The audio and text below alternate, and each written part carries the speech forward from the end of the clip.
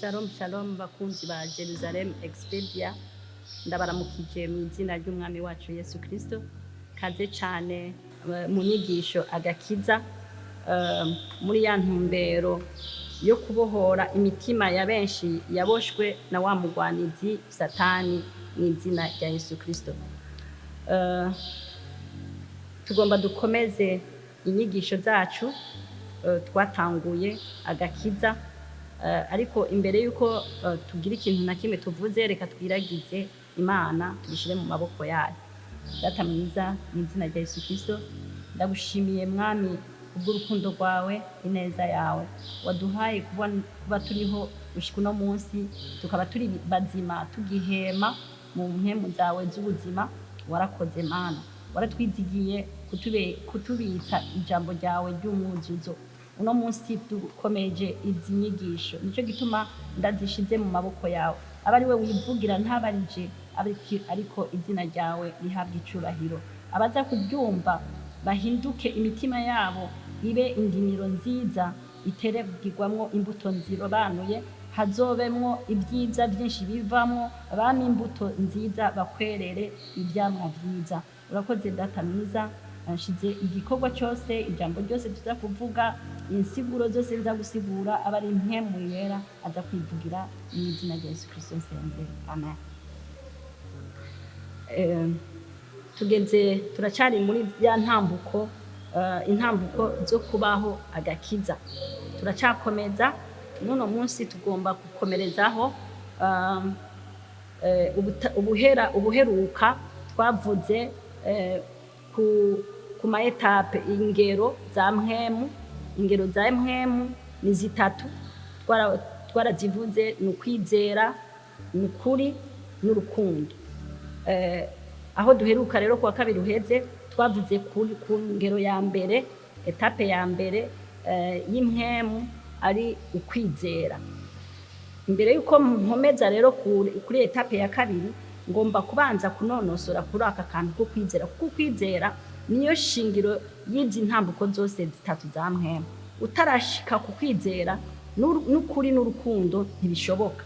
Nico gituma ngomba mbanze ntsindagire kuri aka kantu kavuga ku kwizera. Kwizera narabivuze rafopasi, ariko numva mu mpemu yanje nobanza kugashimikako kugira ngo abantu havemwo kuzazanirwa, kuko kwizera kuvuga ku bintu byinshi. Kwizera guhagaze ku bintu byinshi, ariko umaze kubushimitse mu kwizera, bituma nibikurikira bica byoroha. Rero twarabonye yuko umwana akuze w'Imana, umwana akuze tuvuga ko ari we mwana azogaragaza iby'Imana byose. Umwana akuze, abana bakuze bagendeshwa na mpemu. Kugendeshwa na mpemu rero ni eta, n'ukuntu umuntu aba ameze, amera nka Kristo mu bintu byose, mu kuvuga, mu kugenda. Nico gituma Kristo yaje ngaha ku isi kugira atwigishe kugendera mu bumana. Reka dusome, tugende twifashisha amajambo yo muri Bibiliya. Dusome Abikorinto ba mbere 6 umurongo wa 17. Haravuga ngo ariko uwimatanije n'umwami wacu ababaye impemu imwe nawe.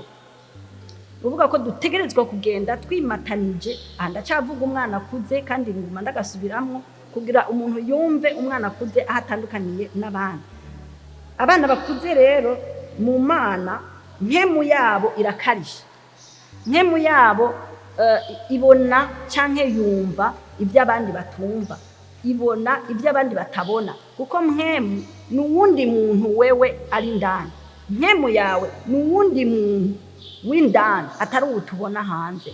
Nico gituma abantu benshi bihenda ku bandi.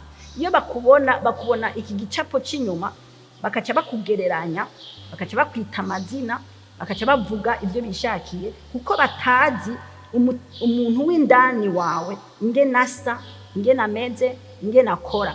Rero umwana akuze ni umuntu atakibonerwa mu mubiri, ni umuntu abonerwa mu buryo bw'impemu. Ariho haha Pawulo yabwira Abikorinto atari ku uwimatanije n'umwami wacu ababaye impwemu imwe nawe. Nuvuga ngo ntaba kigaragara nk'umwana wo kwa naka canke umuntu kanaka, agaragara nk'umuntu Imana indani Kristo. Tube maso rero, tugumize mpemu yacu hejuru kugira ngo tugumize mpemu ku gikorwa, kugira ngo tube babandi Imana ishaka ko tuba bo.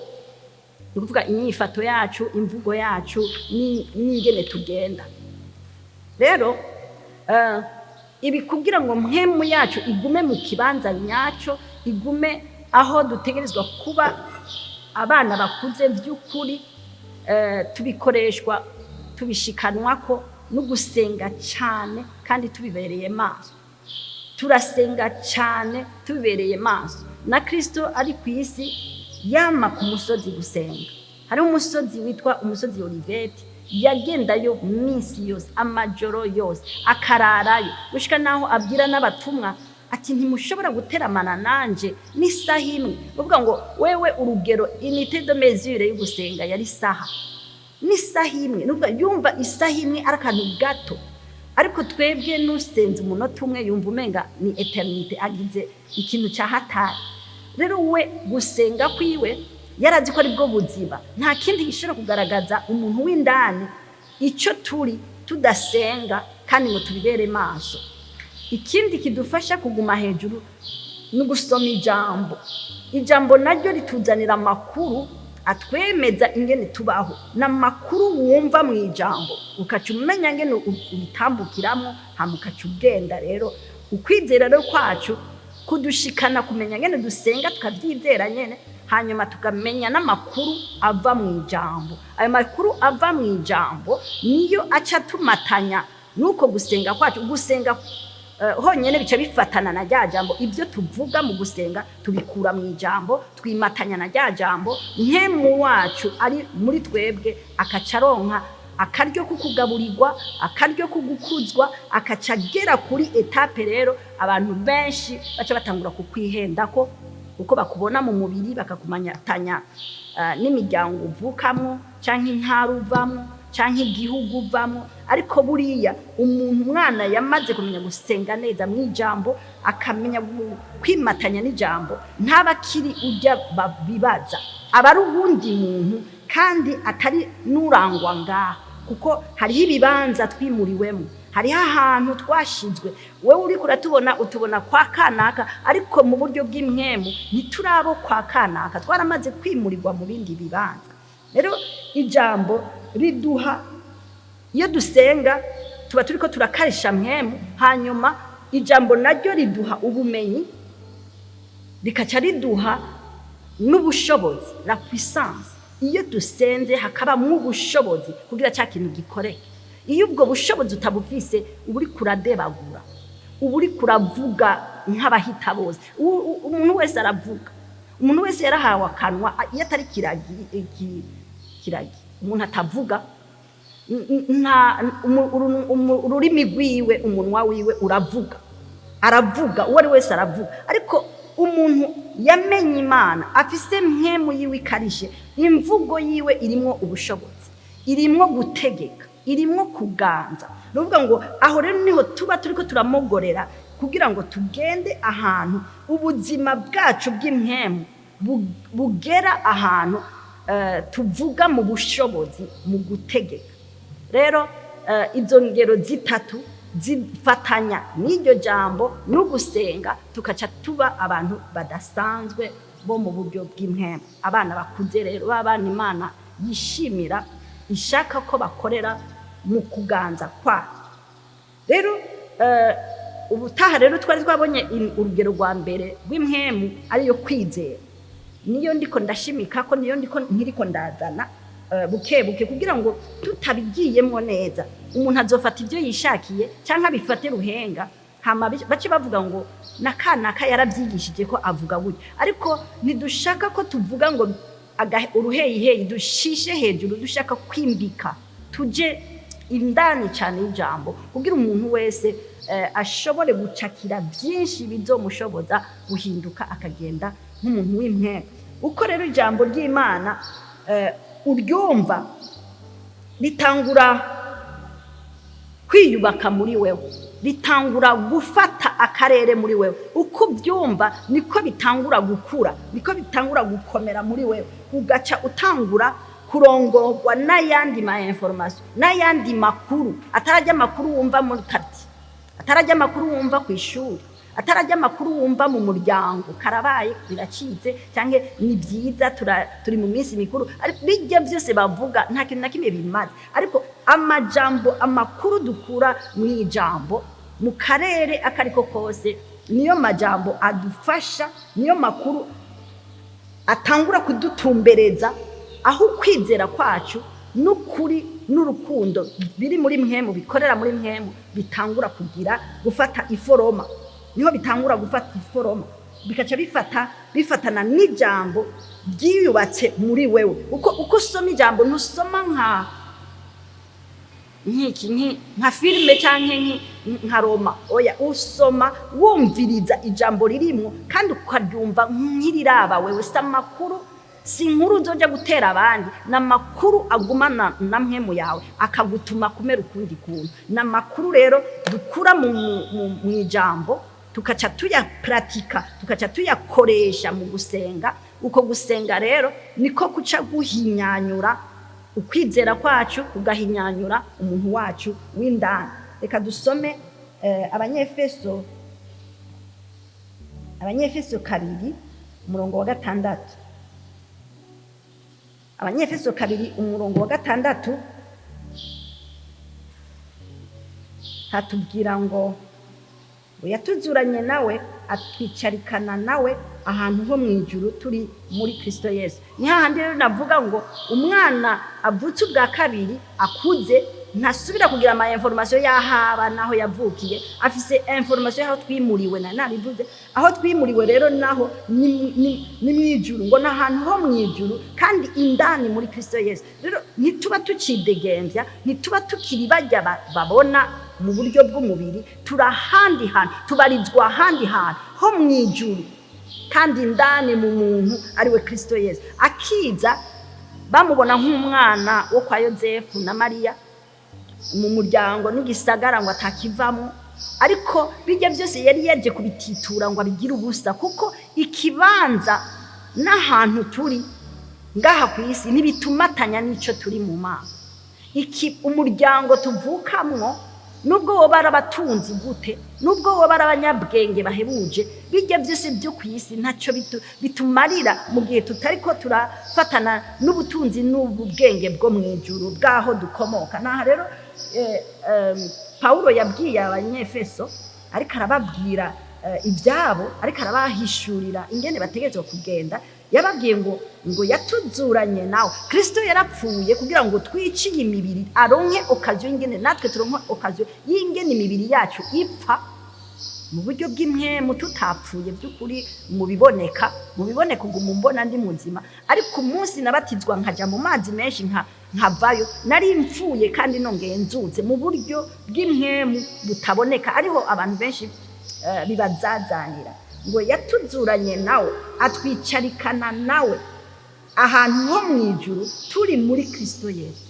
Nuvuga ngo ubanza kuba ufise information, amakuru akubwira ngo nturi uw'isi, turi kwisi ariko ntiturabisi. Ayo makuru utarayamenya, ukaguma wikrampona, wifatanya n'irya quartier, n'irya nzu wavukiyemo, no kuyigwanira, ukayigwanira rwose n'ingufu zawe. Simvuze ngo ntimugwanire amatungo yanyu, ariko bijya ni ibintu by'akanya gato, ni ibintu by'akanya gato, ni ibintu bidufasha kubaho muri aka kanya gato turi ngaha ku isi. Uronka aho ushira umusaya, uronke aho wicara mu ntebe nziza uryame, ariko mu bigaragara twe ntiturabisi. Rero iyo turiko turaniganira iby'isi, tuba turiko turihenda, kuko iby'isi bituzako ni byacu. Imana irema yavuze ngo genda ku isi uyiganze, ubyare, ugwire, ukwize isi yose. Rero ubundi twe ibiri ku isi nitwe twategerezwa kuba twarabishizeho, canke bigashigwaho n'amajambo twavuze, canke bigashigwaho n'ivyiyumviro twazanye, ntibishigwaho n'abari bo bose. Ariko igihe Satani yamanuka ku isi yaciye aba umwami w'isi acagira ibintu akora, ariko twebwe natwe turafise ibyo twohindura. Yesu yaje kutubwira ngo tubihindure. Rero tumaze kumenya yuko turi ahantu ho mw'ijuru, turi muri Kristo Yesu, tuca tuvyizera n'amakuru turonse. Kandi uri kuraraba ndi ku isi, ndi muri quartier kanaka, ndi kumutakura ariko aha hantu siho ubundi narangwa. Mu bigaragara nicaye kumutakura, mu bigaragara ndi Bujumbura, mu bigaragara ndi Burundi, ndi Umurundi, ariko mu buryo bw'imwemu ndi uw'ijuru, mvuka mw'ijuru, ndi Kristo n'umuvukanyi wacu, niwe mukuru, niwe mfura mu b'Imana, niwe mfura yacu iwacu, niwe tuvukana, niwe muraganwa nawe. Ariko nta muntu abizi kuko Kristo ntibaramubona iruhande yanjye. Uwamatanye na Kristo rero impemu imwe n'Imana niwe wenyine abitahura. Ni ibi rero turiko turigisha abantu abamenye Imana, abakiriye Kristo, bareke kuguma bari mu mpande zose. Uwo mwanya ari mu Mana, uwundi mwanya ari kwa Satani. No, tumenye ntitubifatanye kuko kenshi turabifatanye. Nico cishi y'isi.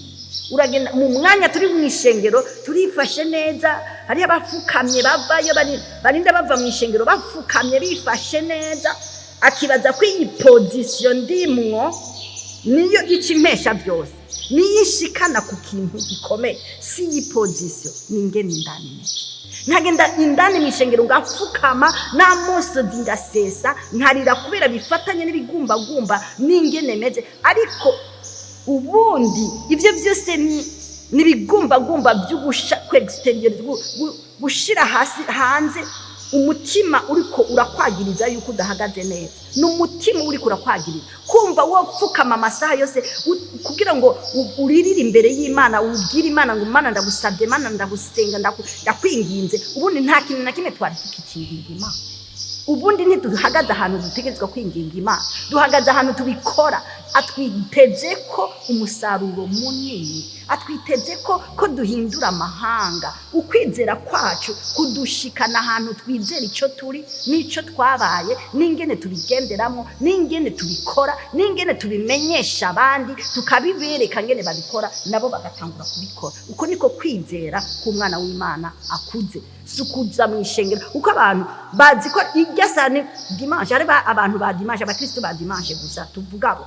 Abakristo ba dimanche n'abantu arazi ko yirirwa ariruka karenga ari kararondera ngena ko abaho, kandi ni sawa gose. n'Imana yaravuze ngo nutakora ntukajye, ariko hariho dimension ugeramo ibyo byose ukabikorana kandi bigakunda. No kuvuga ngo mwishengero si hahandi twifata gutya, ugenda ari dimanche ukaca ubumweranda muri uwo mwanya. Nisazi ntiwoyihakura ko n'umwana yo kuderanja ntiwomuvugisha n'ikintu na kimwe kugira wumve yuko uri muri presence y'Imana total. Hahandi nyine n'umuntu yogira ati ari muri mpemu kabisa, ari karabona ibintu bikomeye.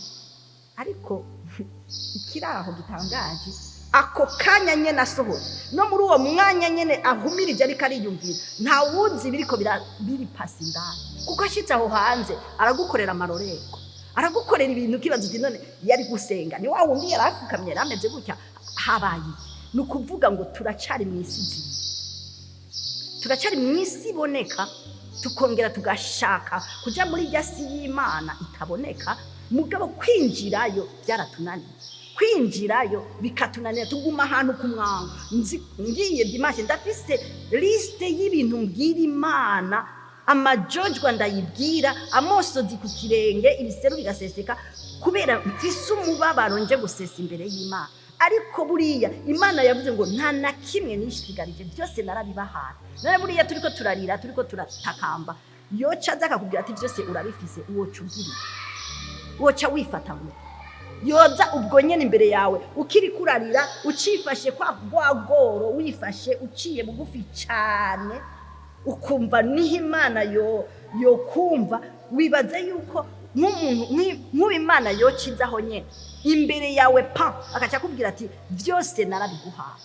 woca witwara gute muri icyo gihe woca wifata gute wokora ikintu cyo gutangara hari n'igihe woca umufata ku mpuzu uti mbwira rero wampaye ikiburi nta kintu na kimwe mbona kuko no muhiri wanje nta kiriho no mu rugo turara ubusa ingwara zaratwishe ubukene nibwo bwonyene nta kintu kizima na kimwe ndiko ndabona kandi ukavuga ngo warabimpaye nuvuga ngo twoca tuja ahantu tumwagiriza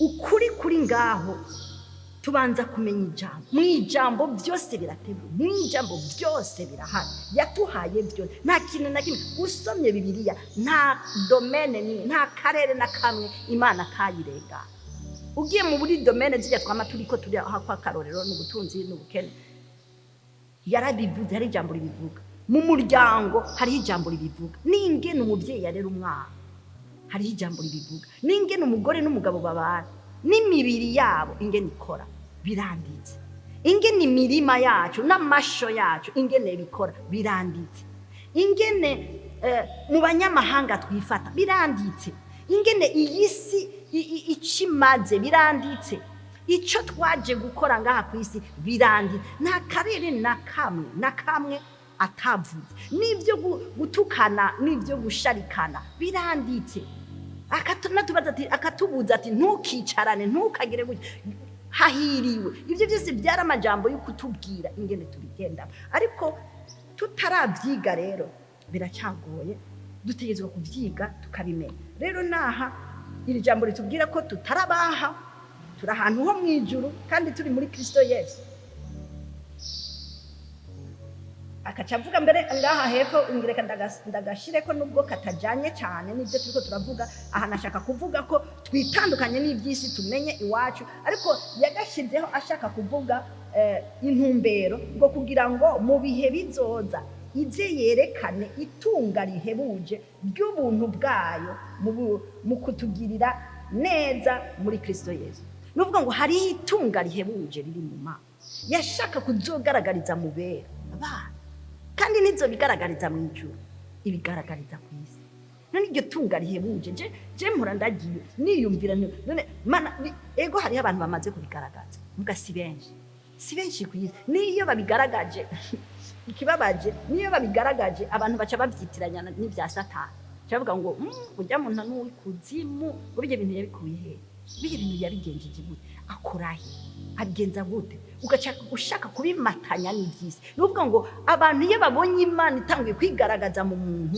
baca batangura kubirondeza abiwabo bameze gute iwabo bafisiki n'abantu bamwe babaho gute n'abantu bahozeho arabatunzi arabatware arabategetsi arabantu baganje mu ntara kanaka mu gihugu kanaka bafise amasosiyete aya baca batangura kubimatanya n'ibintu uvukamo n'ibintu wakuriyemo Imana nico gituma na Kristo mu kuvuka atigeza mu matanya n'iby'ibwami badahava babyitiranya ngo yavukiye ibwami nico gituma ameze kujya nabo yamujyanye mu gisagara kitagira mvura nta na hopitale yagiyemo yavukiye mu bwami rero Imana irashaka ko tugira ukwizera twizere ibiri mu ijambo ayo makuru rero dukura mu ijambo uko uyarimburako uko uyiyumvirako niko ukura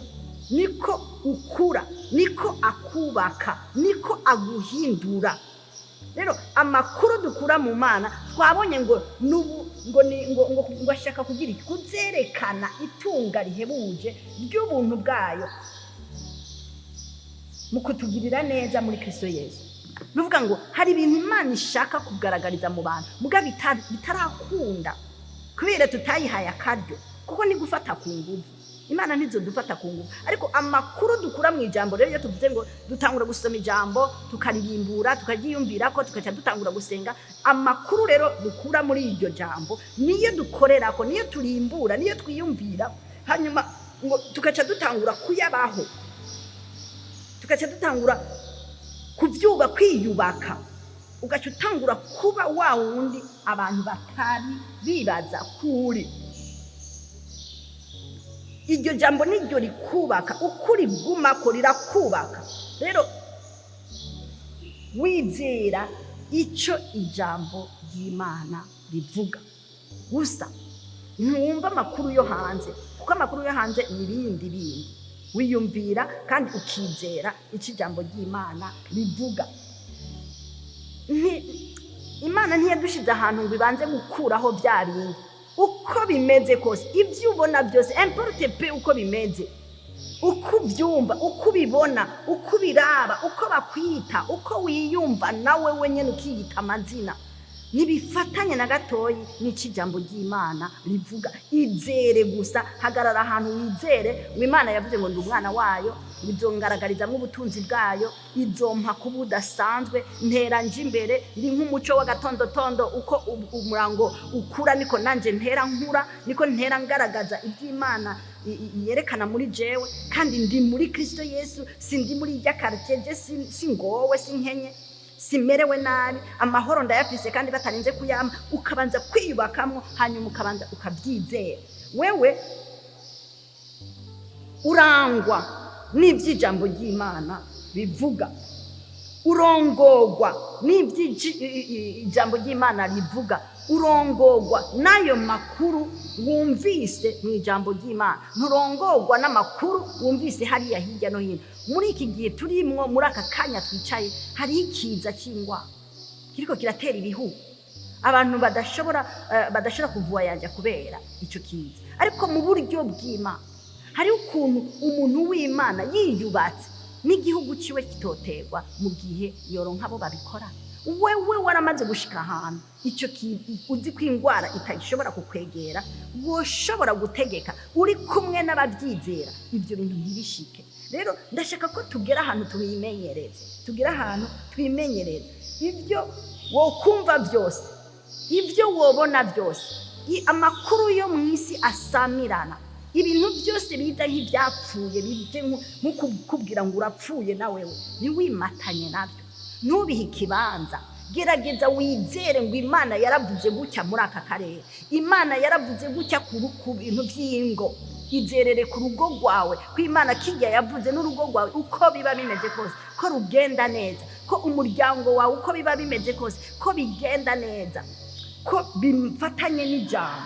Ingingo rero ufata uyifatire kuco ijambo ry'Imana rivuga. Nguma nsubiramwo ijambo ry'Imana icyo rivuga, kuko nibyo ritubeshejeho, niyo ngaburo yawe, nibyo byose byawe. Rero icyo ijambo ry'Imana rivuga, icyo wubatse mu mutima wawe nicyo kikubeshejeho. Utegerezwa kugira mu karere kose k'ubuzima bwawe icyo ijambo ry'Imana rivuga. Raba uburere bwose bukugoye kugira ubeho ubuzima bwawe, raba ahantu utangura urabe, niwashaka wandike uburere bwose bukugoye, niyo bari mu mibano, niyo bari mu butunzi, niyo bari muri amagara meza, niyo bari umunezero cyangwa amahoro cyangwa urubyaro cyangwa sinzi icyo, shiraho icyo ushaka, urabe akarere kose, uce ujya mu ijambo, urondera ikintu ijambo rivuga, uce uhera uwo munsi utanga urusengere kuri ayo majambo, ubyizere, niwumva amajwi asamirana hirya no hino, ntacyo umaze. We ntubyara, we uri ingumba, wewe ku kazi uri kijuju, nta kintu na kimwe uri kuratumanira. Ayo majambo ntuyumvire, raba gusa icyo Imana yavuze kuri wewe, kuri ako karere kose bariko baragutotezamo, canke na wewe uri kurabona ubuzima bugutoteza, ufate iyo jambo ribivuga, aba ari ryo wizerere ko, hanyuma ucubandanya ukore muri ako karere. Ndagufashishe iri jambo twari twarisomyera kwa pase, Abaheburayo 11, Abaheburayo 11 umurongo wa 3. Apapase twasomye umurongo wa mbere, reka nsome umurongo wa 3 wumvire. Ngo kwizera niko kutumenyesha yuko isi yaremwe n'ijambo ry'Imana, nico cyatumye ibiboneka bitaremwe mu biseruka. Agasubiramo, ukwizera niko kutumenyesha, ukwizera niko kutumenyesha yuko isi yaremwe n'ijambo ry'Imana, nico cyatumye ibiboneka bitaremwe mu biseruka. Nuvuga ngo ijambo ry'Imana niryo ryatumye ibintu byose byo ku isi biriho. nuvuga ngo na wewe uriho kubw'ijambo ry'Imana uko rivuga. Rero ikintu cyose kikugenga kiriho kubw'ijambo ryakivuze. Nta kintu na kimwe kizokuza ko ijambo ritavuze. Shakureke kuri burimena umutwe. Rondera ijambo ico rivuga ku kintu cyose ukeneye. Hamuco kijako uciyubakemo ubyizera nico cyonyene uzoca ubona bigenda neza. Rero ni ngombwa kwizera ni itegeko ry'Imana. Ni ngombwa Imana ishaka ko dukura tukagaragaza ukwizera kwacu, tukagaragaza hanze iby'Imana yatekeye mu mpemu zacu biciye mu ijambo ryaremye isi rikakurema nawe. Imana ishimwe cyane. Rero ijambo ryo kwizera niryo dutegerezwa gushimikira ko cyane, tukarigendera ko cyane, tukaryiyubakamo cyane. Ubushobozi bw'ijambo busokorokera mu kuntu ubyizera. Ubushobozi, ijambo ritekeye ubushobozi ni puissance. Ni puissance mondiale, ni puissance mu mpande zose. Hajya iyo bariko barakubwira ngo ibihugu rutura ngo na puissance, burya puissance ya mbere ni ikijambo ry'Imana rivuga. Ikintu rutura muri wewe ni ikijambo rivuga. Si biriya bihugu bitunze rutura bitunze bijya ibi burya twebwe twara abantu dufise ibintu rutura, nkuko twavuga rutura n'ubwa la puissance yose iri muri twebwe. Reka turare ijambo riri muri Luka amanje tubandanya. Rero tuvuge iyindi dimension. Ijambo riri muri Luka 8 tugiye ku murongo wa 23. Tugiye ku murongo wa 23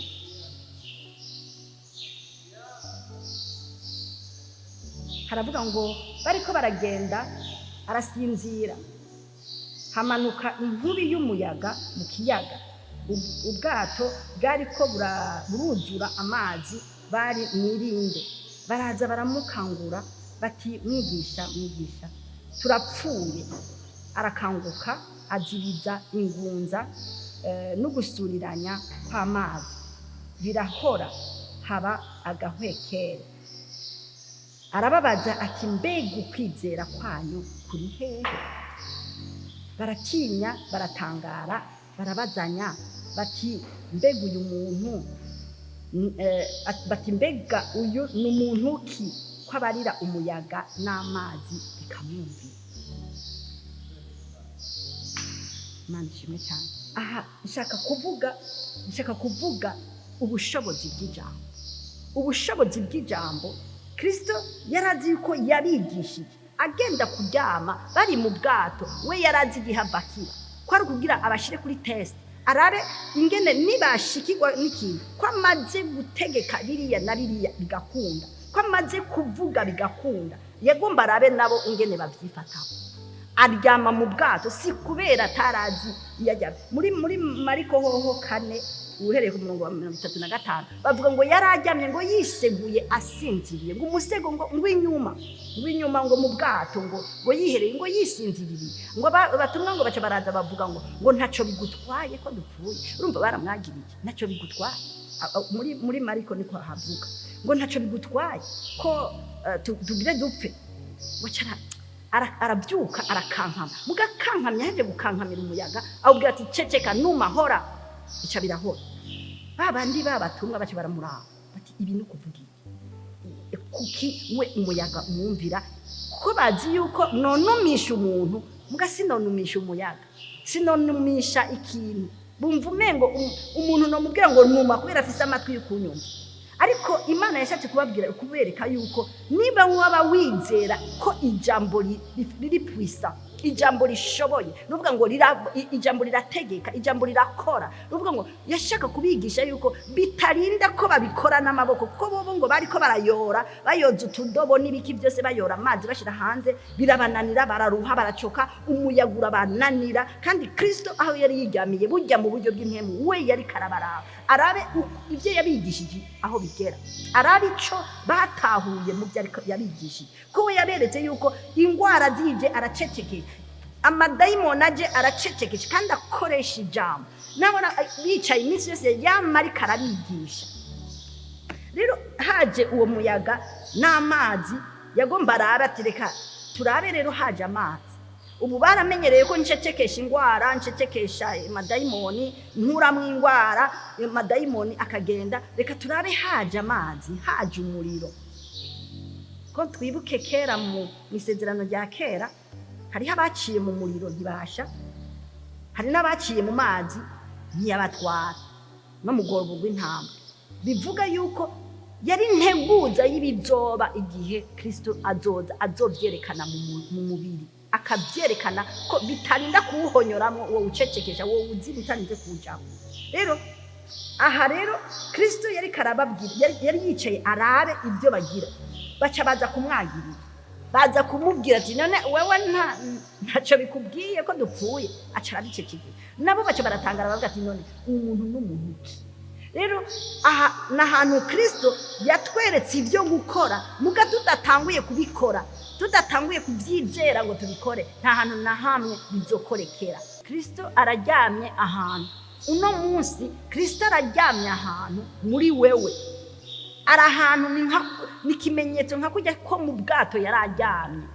Hama abatumwa bakaza kumubwira ngo mbega ntacyo bikubwiye. Natwe muri twebwe tumeze nka burya bwato, ubu mubiri nk'ubwato. Kristo ari ahantu, kuko tuvuga ngo ntakiri jewe ni Kristo muri jewe. Nuvuga rero niba hari ibintu bikiriko birasumiranya bikantera ubwoba, ni ukuvuga ngo Kristo araryamye quelque part. Hariho ahantu dutegerezwa kwizera ko Kristo ari muri twebwe, tugahitamwo basi kumuvyutsa. Niyaba tutarashobora kumukora nkawe ngo tumukoreshe, duhitemwo kumuvyutsa.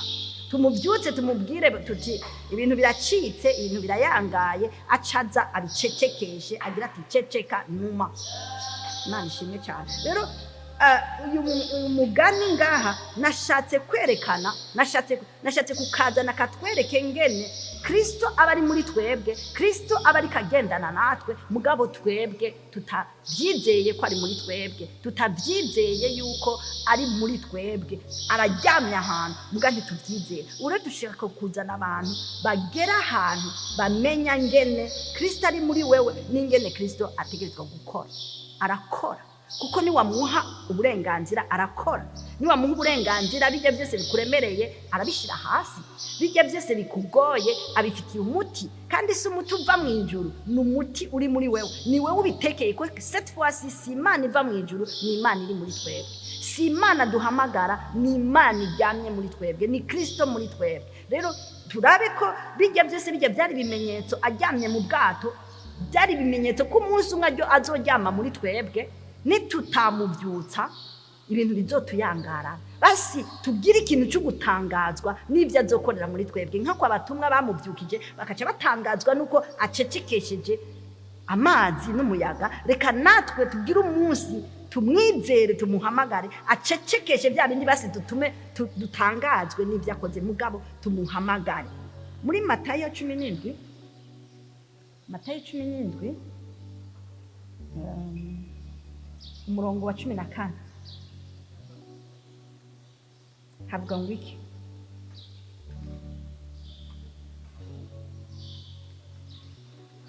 Matayo 17 umurongo wa 14, umutwe w'ijambo uvuga ngo Yesu akiza umuhungu arwaye intandara.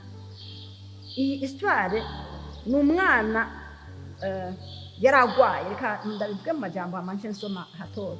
Yaragwaye hanyuma intandara ngo zikamuta hasi, zikamuzungetesha, zigahakwa no kumwica. Ngo yatemvye yagaragara nk'uwapfuye. Ngo uwo papa wiwe amushira abatumwa ngo bamusengere akire, birabananira. Hama wa muntu acamushira Yesu. Amushiriye Yesu, reka dusome kuri 16, ngo namuzaniye abigishwa bawe ariko byabananiye, ngo namuzaniye abigishwa bawe ariko byabananiye kumukiza. Yesu arishura ati yemwe abiki gihe mutizera, bibidambidambi nzogeza ryari kubana nawe. Ni kuvuga ngo Kristo byari bitanguye kumubana byinshi.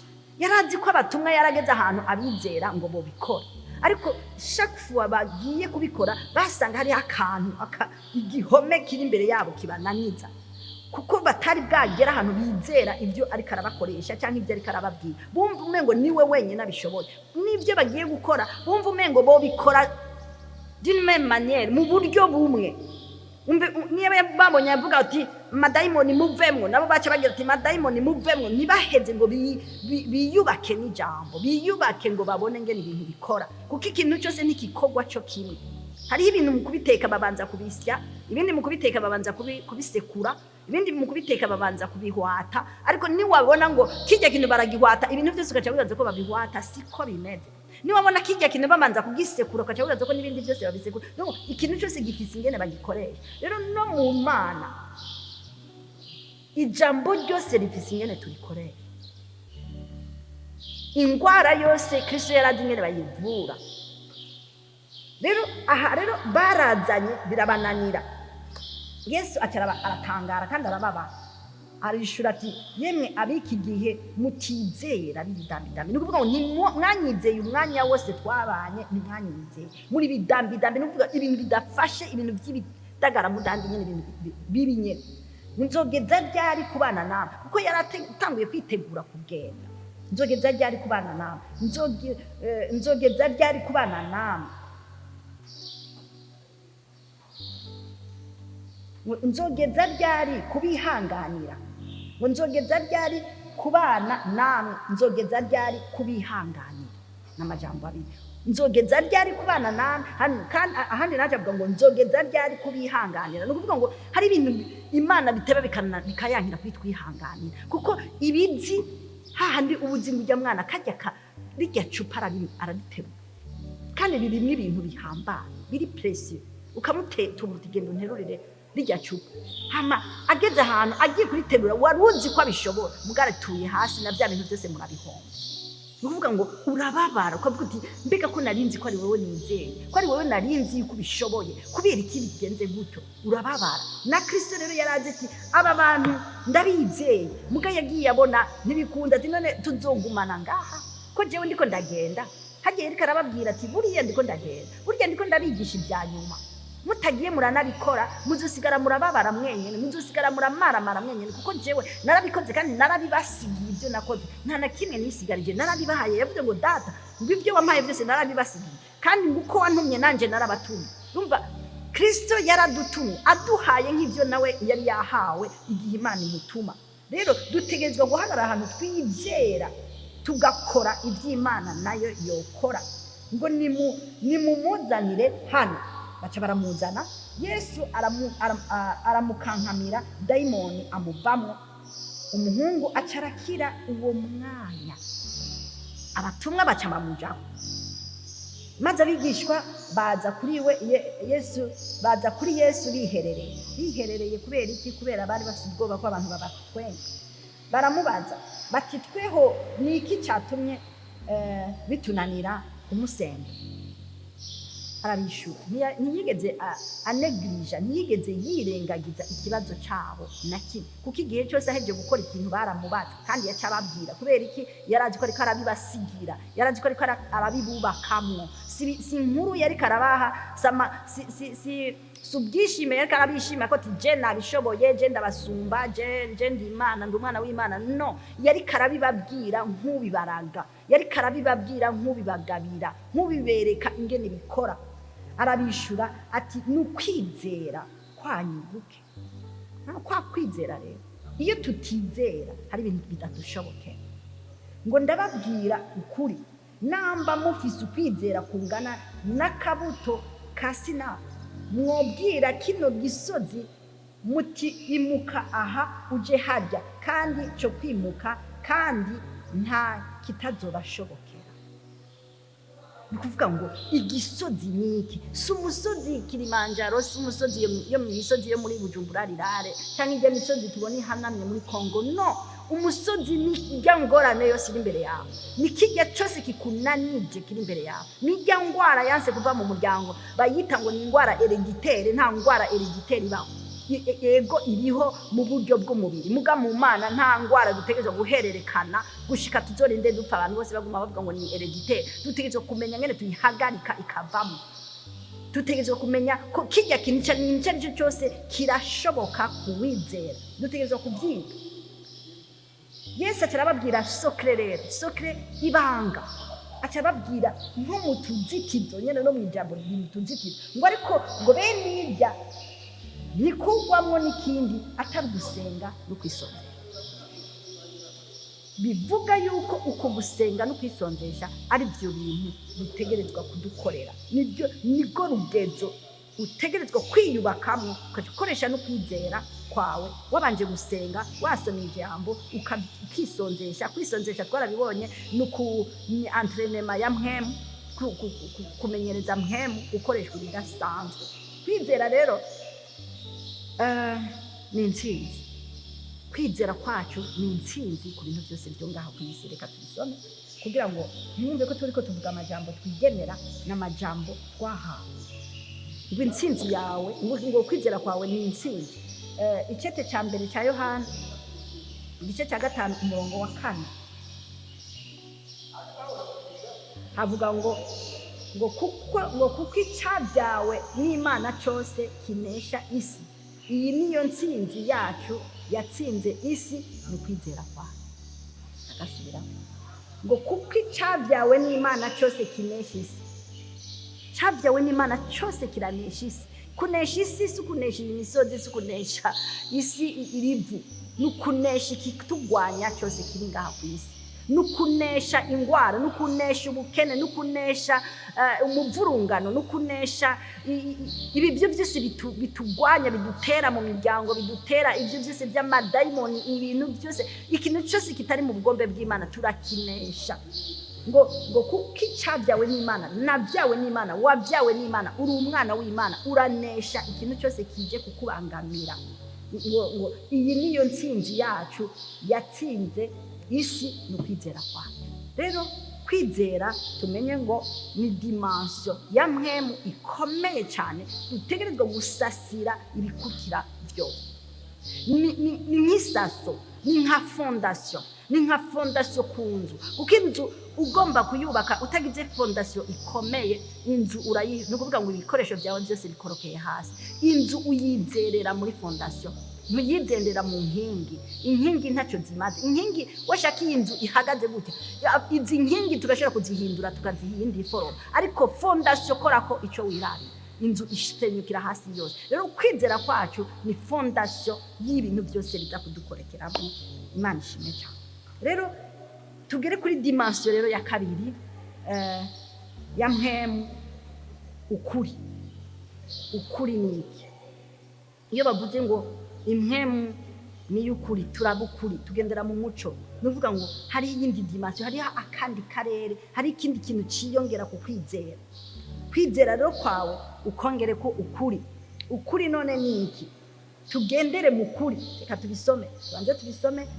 Icete cya mbere cya Yohana 1 umurongo wa 6. Icete cya mbere cya Yohana chapitre ya mbere umurongo wa 6 havuga ngo iki? Ngo tuvuze yuko dufatanije nayo tukagendera mu mwiza, kuba ari kubesha bituba dukora iby'ukuri. Tuvuze yuko dufatanije nayo ni Imana. Tuvuze ko dufatanije n'Imana tukagendera mu mwiza. Mwiza ni ibintu bibi, mu bintu bidatomoye, mu bintu bitumvikana, kubaho ubuzima butari rwawe, kubaho uri muri bijya nyene nawe udashima, utanezererewe. Ngo kuba ari ukubesha, ntituba dukora iby'ukuri. Ukuri ntituba turiko durakora iby'ukuri. Iyo tutari mu Mana neza, iyo tutari mu Mana neza, nta kuri tuba turi mu bubeshi gusa. Ukuri rero ni yindi dimension nk'emi dushikanako kugira ngo tumenye iby'ukuri. Iby'ukuri, ibyo mu muco, ibitomoye, n'ahantu dushika, ahantu bitomoye. Reka turabe Yohana nyene icete cya 2 cya Yohana umurongo wa 3 n'uwa 4. umurongo wa gatatu uvuga ngo ubuntu n'imbabazi n'amahoro biva ku Mana data wa twese no kuri Yesu Kristo umwana wa data wa twese bizobana natwe mu by'ukuri no mu rukundo. Aho batubwiye ayo madimansiyo yose abiri, mu by'ukuri no mu rukundo. Mu by'ukuri none ni ukuvuga iki? Ndabandanye gato ngo ndanezererewe cyane uko nasanze namwe mu bana bawe mugenda mu kuri nk'uko twagezwe na data wa twese. Nuvuga ngo aha Paulo yari Yohana yari karashima abo bantu yari yagendeye, aravuga ati ndanezererewe cyane abana bawe ko bagendera mu kuri. Nuvuga ko baramaze gutahura, bari mu kwizera kandi bari mu bintu bitomoye, hari ibintu bagezeko, hari ahandi hantu, hari indi dimension bashitseko iruta abandi. Ndabinezerewe kubera bari mu kuri, ko bagendera mu kuri twagezwe na data wa twese. Nuvuga hari ukuri Imana yashizeho kugira ngo tukugenderere. Kwizera rero n'urugero rumwe kandi rukomeye, ariko hariho akandi kantu dutegerezwa kongera, ni ukuri, kumenya kugendera mu kuri. Utangura gushika ahantu, utangura guca mu bintu bitomoye, utangura kumva neza imvugo wovuga ngeze ngasi mpfa guhuruduka. Hariho situation novuga ya majambo ariko nkumva nonuma, kandi hari hageze ahantu novuga abantu bose bagakoma amashi, ariko nkagera ahantu nkumva nonuma kugira nshoboze uriya muntu kumushira hejuru ntakengerwe. Nari kumudodobereza, nari kumuvuga kandi bikabavyo kuko simbeshe n'ibintu nabonye, ariko cette fois ndabinumye ngendereye ahantu biri place. Nuvuga ngo bitangura gufata umuco, bitangura gufata inzira, akarere gatomoye, ntangura kuvuga ibintu byo cyangwa nkumva nonuma. Aho nkumva ahantu no bivugira saha, ibi bintu ndaza kubivuga mu gasaha ndabivugira n'abantu ngomba kubibwira saba, kuko abantu bibabwira byo babisenyuce cyangwa byo konona ibintu byinshi. N'ahantu tugende buke muraza kuhatahura, ni ukuvuga ngo n'ahantu icyo ukora n'ingene ugikora, icyo uvuga n'ingene ukivuga, ubanza kubiraba ukabiha intumbero y'Imana gusa.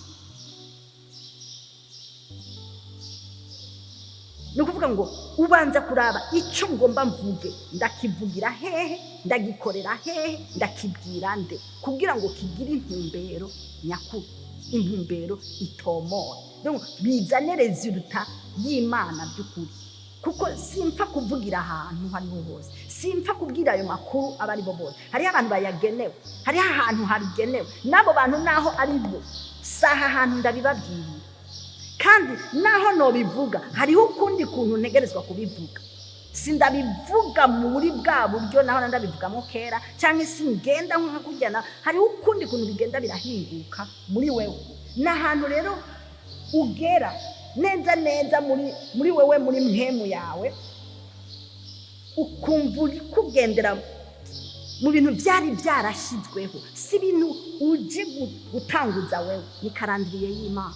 Imana yari yarabishizeho, Imana yari yarabivuze ko muri ako karere uwo munsi uzoba ari huri, kandi uzovuga gutya na gutya, uzogenda gutya, uzohura naba, uzobabwira gutya. Hajya Kristo agenda yaraza hazovuka, bari bazi Imana yari izi ahazovukira, kandi n'abavugishwa bakabuta ibirere. Kiriya gihe ba Esaya niwe yakunda kuvuga ku muzo wa Kristo, yabivuga nk'umuntu abibonye. Yavuze hari ahantu yavuze ngo tubyariwe umwana w'umuhungu, tubyariwe, wamengo aravutse aramubonye, ngo tubyariwe umwana w'umuhungu, umwana w'umuhungu aratuvukiye. Bace baravuga ngo n'igisagara cyo azovukira, n'umuryango azovukira. Babivuga nk'abantu baribona, babivuga nk'abantu babizi. Ivyo ni ibintu rero, ni dimension twaragenewe twese. Kiriya gihe byafata abavugishwa n'Imana, kuko ingabire, hariho abantu Imana yari yarashyizeho ko izokoresha ayo mabanga. Ariko Kristo amaze kuza, mwemu yera tumaze kumuhabwa, byaciye bihinduka, byegukira abana b'Imana. N'ahantu rero twarahasomye muri Yoweri Yoweri 2 umurongo wa 28 ntavuga ngo hanyuma y'ibyo nzosuka mpemwa kuba ari n'umubiri bose. Yavuze ati hanyuma y'ibyo, hanyuma y'iki gihe, hanyuma y'ibyo, ico gihe nticyarengana, abantu bose bazobyemera nzobasukira mpemwa. Ntiyavuze ngo nzoha abavugishwa, nzoha intumwa, nzoha abapasiteri, nzoha oya. Yavuze ngo hanyuma y'ibyo, hanyuma y'ibyo nibi nico gihe bariko barabamo. Hanyuma y'ibyo nzosuka mwemu wanje kuba ari n'umubiri bose. Ubu uye tugeze ngaha turiko turiga, hari amajambo nzoza ndasubiramwo kugira ngo uyumva atomoye, kuko mu ntango wumva umengo sinzi ivyo ndiko ndavuga, ariko uno munsi ugenda uratomokerwa. Rero nuvuga ngo umaze kugera ahantu wizera ukamenya icuri, wabaye umuntu akuze uzi gukata amasinyo yo mwijuru. Nuvuga ngo nahantu wasutswe ko mwe muvuga aha hantu we warahageze. Ngo hanyuma y'ibyo nzosuka mwemu wanje kuba ari n'umubiri bose. Abahungu banyu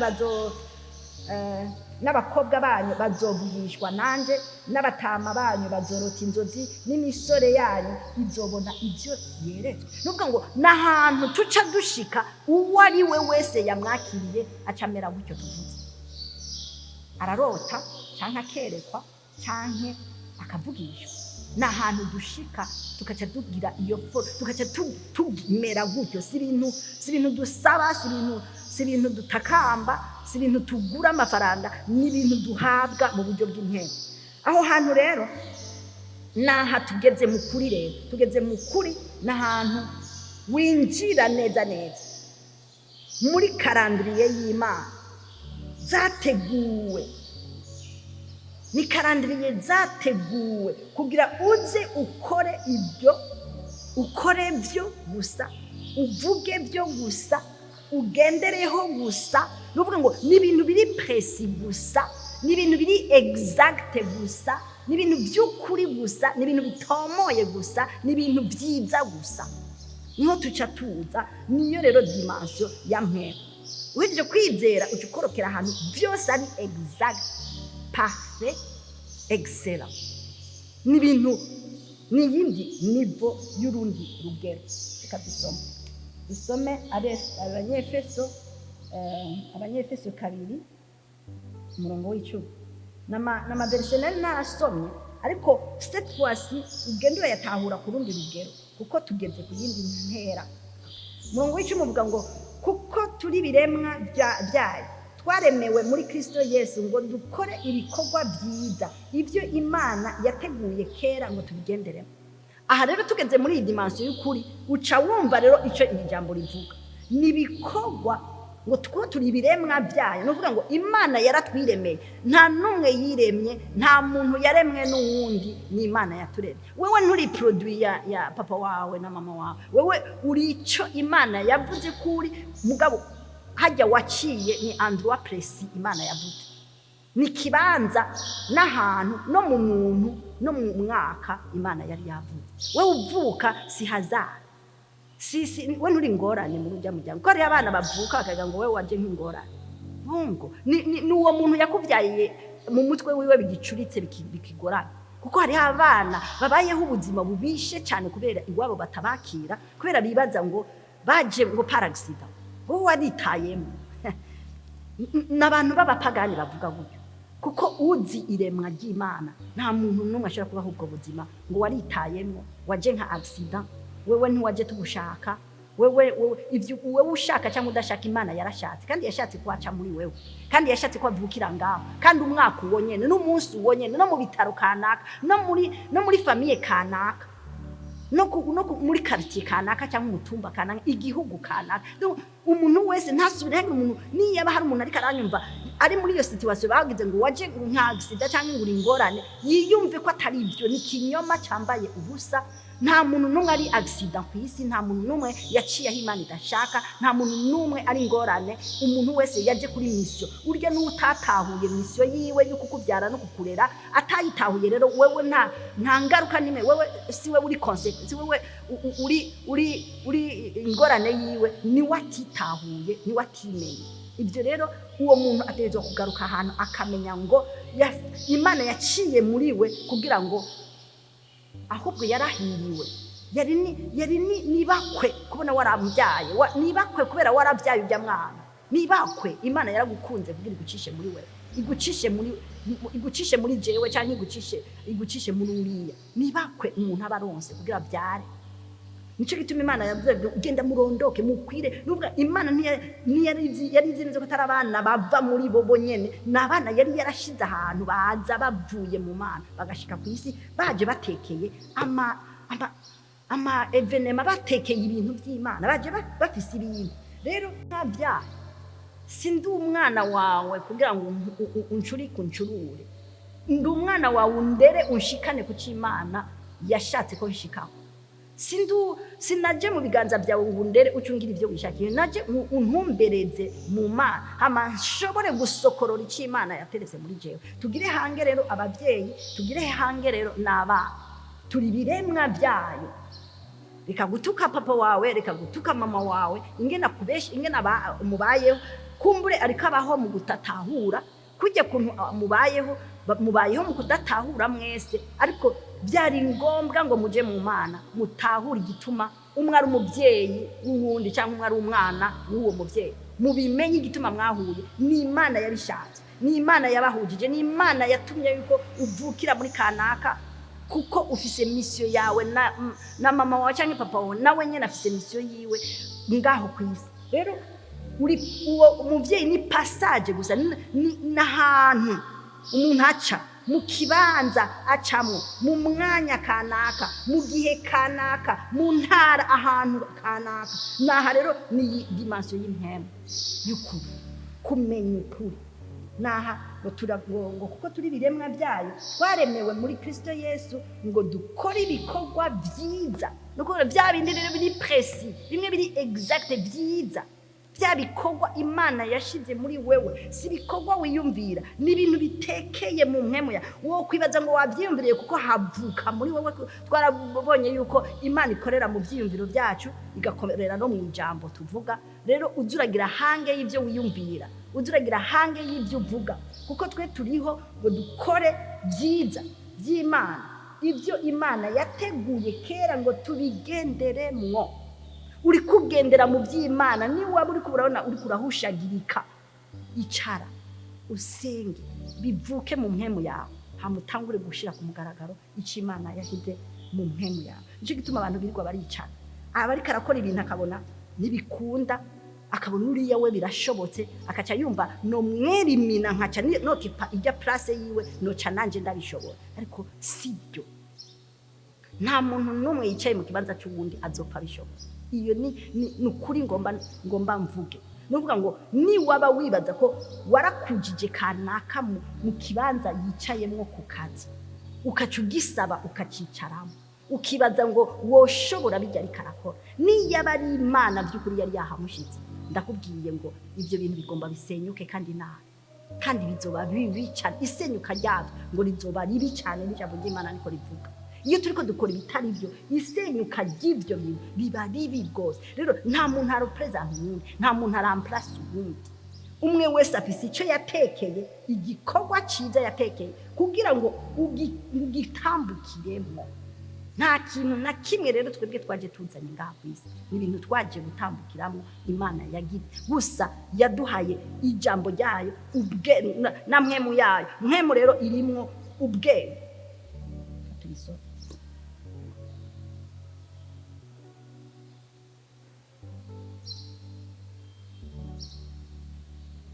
Tubisome muri Yesaya 11 umurongo wa mbere, turabe mpemu ikitekeye.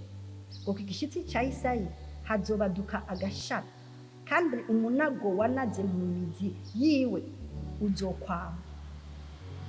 Hariko havugwa Yesu Kristo, hariko havugwa ko Kristo azovuka mu gishitsi cya Isayi, ni muri Dawudi, kuko na Kristo yavuga ngo ndi urubyaro rwa Dawudi, nimvuka mu muryango w'Abayuda mu rubyaro rwa Dawudi. Dawudi rero yari umwana wa Isayi. Rero umuvugishwa Yesaya yari karavuga ngene Kristo azoza ameze ngo ku gishitsi cya Isayi hazobaduka agashami.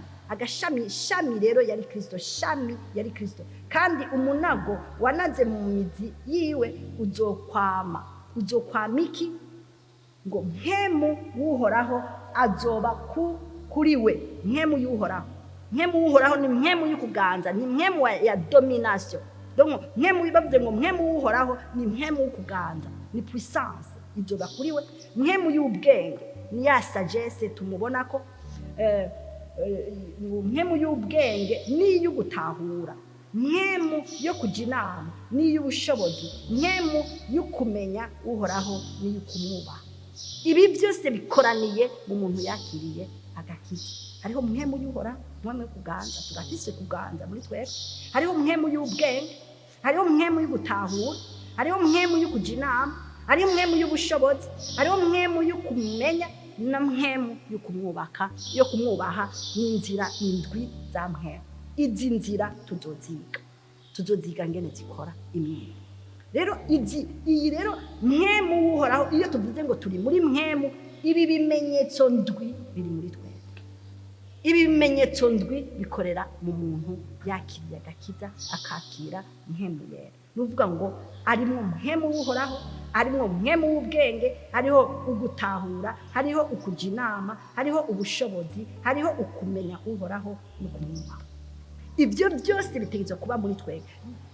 Iyo rero uri umwana akuze, kimwe cyose kirafise ingene gikora, kirafise ingene gikora.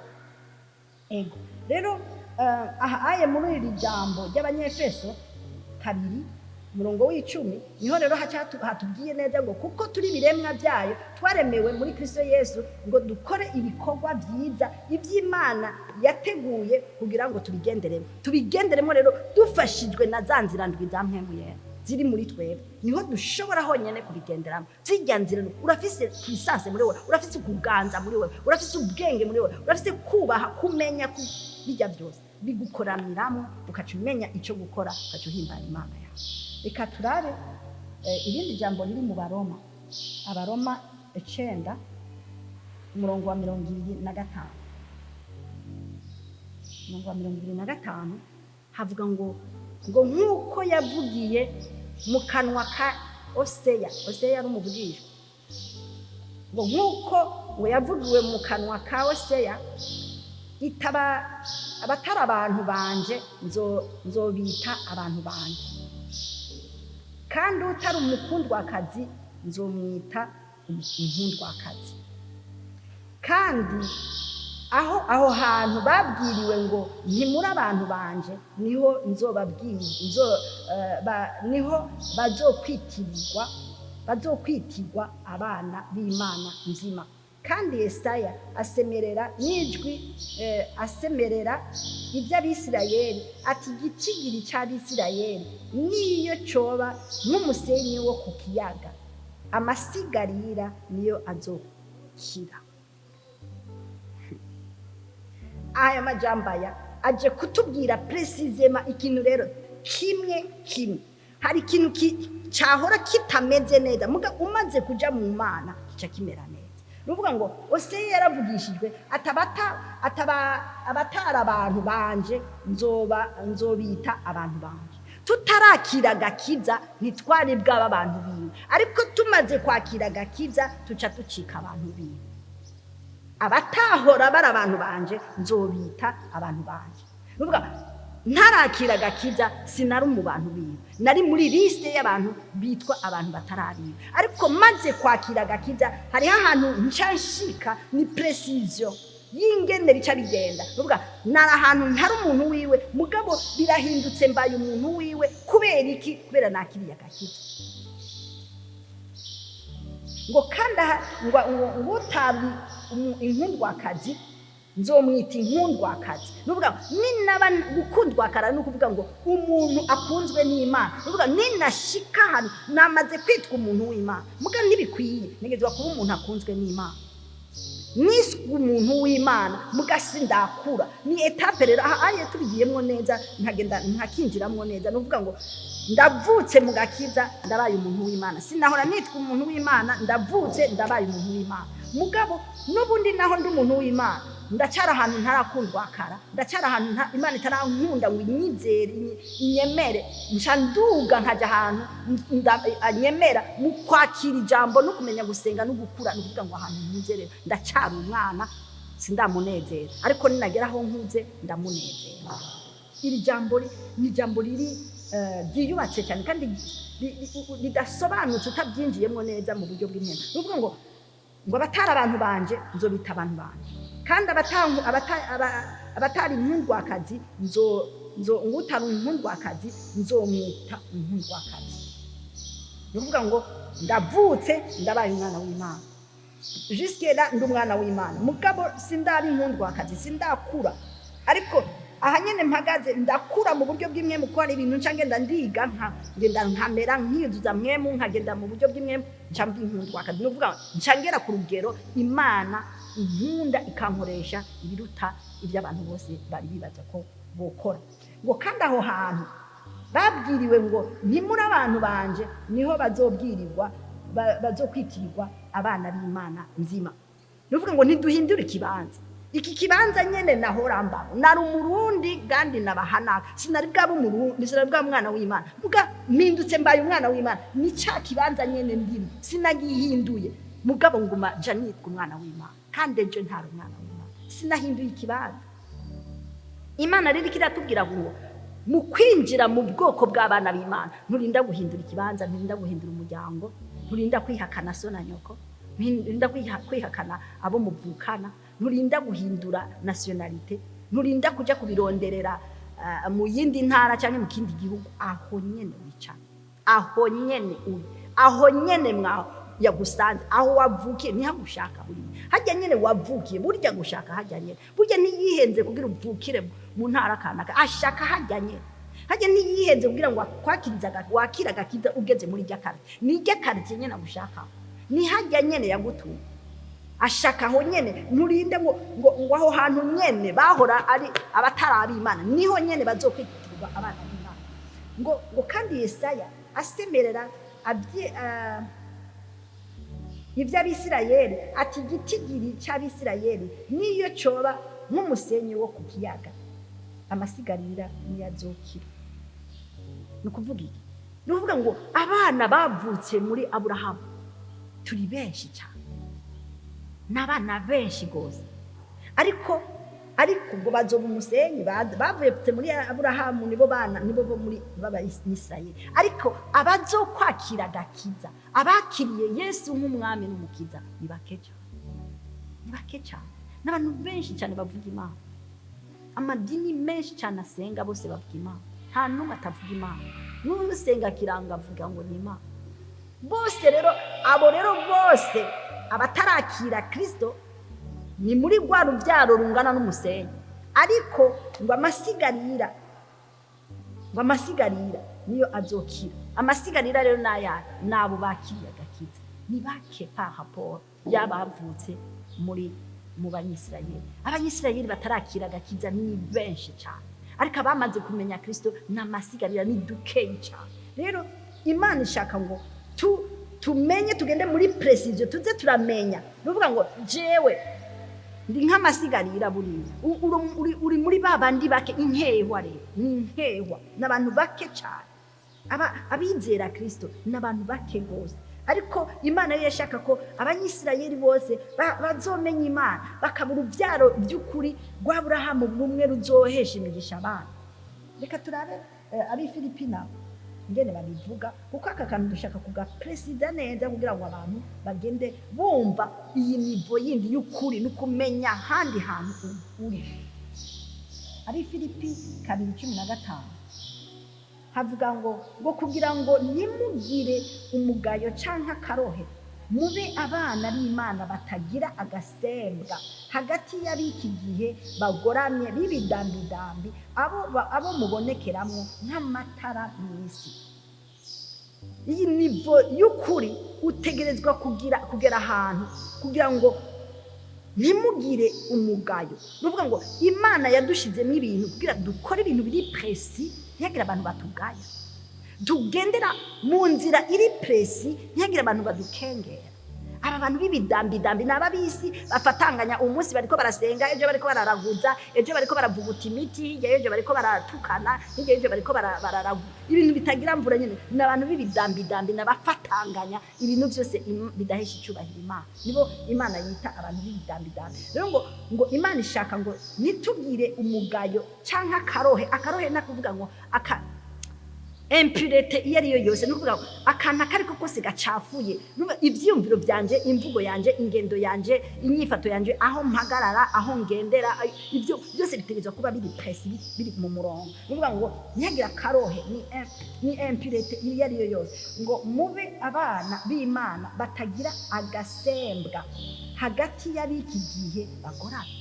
Imana irabizi ko ngaha mwisi bose baragoramye, mwese ariko yiruka kurondera biriya birondera mu buryo budatomoye, puruvi ko nshikiriye amahera naho noba nishe, puruvi ko ngize kiriya naho noba naroze. Urumva abantu b'ibidambidambi nyene bakora ibyo bashaka. Rero Imana ishaka tuve muri abo bantu. Nako niyo dimension rero Imana dushaka ko dimension y'ukuri, kumenya ibiri parfait, ibigororotse, ibitagira gasembwa, ibitagira umugayo, ibitagira karohe, ibitagira ibigoramye, bitagoramye, bigororoke Imana. Tube amatara, tube umuco, tugende nk'abana b'umuco.